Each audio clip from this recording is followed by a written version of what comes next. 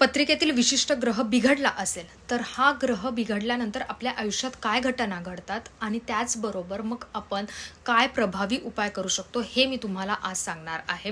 मी प्रत्येक ग्रहाचं सांगणार आहे। कसं असतं, खूप लोकांकडे कुंडली बनवलीच असेल, पत्रिका काढलीच असेल असं नसतं, परंतु ह्या घटना जर तुमच्या आयुष्यात घडत असतील तर नक्कीच मग तो ग्रह एकतर शत्रुग्रहांबरोबर आहे, बिघडला आहे, कोणाच्या युतीत आहे किंवा कोणाची दृष्टी पडत आहे शत्रुग्रहाची, तर मग आपण त्याला पत्रिकेत बिघडलेला म्हणू शकतो।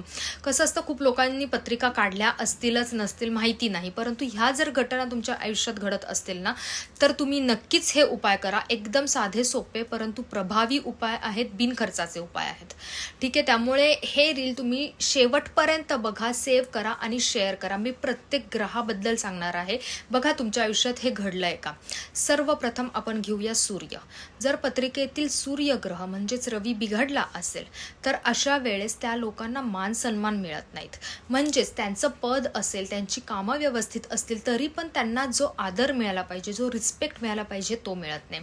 सेकंड थिंग, यांच्या आरोग्याच्या काही ना काही तक्रारी कंटिन्यू चालू असतात, काही ना काही सारखं त्यांना आरोग्याच्या बाबतीत होत असतं। त्याचबरोबर जर सरकारी कामांमध्ये अडथळे येत असतील किंवा सरकारकडून काही त्रास होतोय असं जर जाणवत असेल तर पत्रिकेतला रवी ग्रह हा बिघडलेला असतो।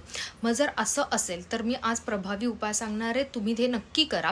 सर्वप्रथम म्हणजे सूर्य नमस्कार। सूर्याकडे बघून, पूर्वेकडे तोंड करून सूर्याची जी 12 नावं आहेत ती घेऊन डेली 12 सूर्य नमस्कार जरी घातले ना तरी सुद्धा आरोग्यासाठी, कारण सूर्य नमस्कार हे तुमचं शरीर, मन, आत्मा ह्या सगळ्या गोष्टी ॲक्टिवेट करतो, त्यामुळे सूर्य नमस्कार डेली 12 तरी घातलेच पाहिजे।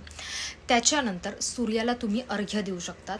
सूर्याला अर्घ्य कसं द्यायचं याच्यावरती माझा ऑलरेडी एक व्हिडिओ मी केलेला आहे आणि काय चुका करतात लोक तेही मी सांगितलेलं आहे, त्यामुळे त्या चुका करू नका। ठीक आहे, हे छोटे उपाय करून तुम्हाला तुमचा सूर्य ॲक्टिवेट करता येईल। त्याचप्रमाणे घरात पूर्व दिशेकडे एक सूर्य प्रतिमा तुम्ही लावली तरी उत्तम, त्याचा खूप फायदा होतो।